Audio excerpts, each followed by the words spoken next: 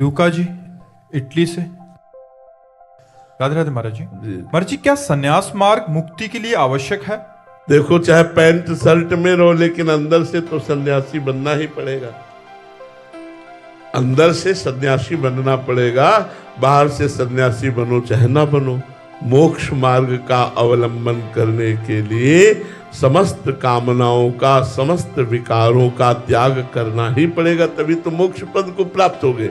आप pant shirt में रहो, लेकिन आपको सन्यासियों के लक्षण धारण करने पड़ेंगे। वेश प्रधान नहीं है मोक्ष प्राप्ति के लिए, वेश प्रधान नहीं, उद्देश्य प्रधान है। अगर आपका उद्देश्य ठीक है तो आप पैंट कोट में भी महात्मा हैं, आप पैजामा कुर्ता में भी संत हैं। और उद्देश्य ठीक नहीं है तो संत वेश में भी आप गड़बड़ है।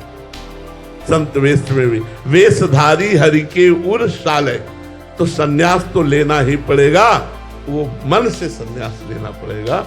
तन को भले सन्यासी न बनाओ, तन को पैंट शर्ट जैकेट ऐसे रखो, लेकिन मन को वैरागी बना दो, मन को सन्यासी बना दो। ये तो बनाना ही पड़ेगा, बिना इसके बनाए मोक्ष सुख नहीं प्राप्त होगा। तन पर विशेष कोई बात नहीं, ये आचार्य कृपा से, गुरु कृपा से हम लोगों के मार्ग हैं जो गुरुजनों ने दिए, उनको धारण किए हैं। लेकिन मोक्ष के लिए मन का सन्यासी होना अत्यंत अनिवार्य है। अगर मन सन्यासी नहीं है तो मोक्ष सुख प्राप्त नहीं हो सकता। समझ पाए आप? तन का चाहे जहां रखो, किसान बना के रखो, नौकरी में रखो, व्यापार में रखो, काले कपड़े पहनो, पीले पहनो, नीले पहनो, लाल पहनो, ये हम लोगों के आचार्य परंपरा के मिले हुए हैं, गुरुजनों के द्वारा दिए हुए वस्त्र हैं। हम कोई मनमानी नहीं पहने, ये जैसे अपने लोग पहने, अपने आचार्य और गुरुजनों के द्वारा दिए हुए पहने। पर मोक्ष प्राप्त करने के लिए मन का सन्यासी होना अत्यंत अनिवार्य है। वेश सन्यास का ना हो तो भी मोक्ष की प्राप्ति हो जाएगी। अगर वेश सन्यास का है और मन रागी है तो मोक्ष नहीं होगा। सारे विषय भोगते हुए भगवत प्राप्ति हो जाए, ऐसा संभव है?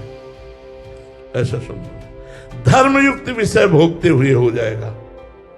धर्मयुक्त, शास्त्र की आज्ञा का पालन करते हुए धर्मयुक्त विषय भोगते हुए भगवत प्राप्ति हो जाएगी। जैसे गृहस्थी में है, पहली बात जो धन है उसमें प्रधानता धर्म की होनी चाहिए।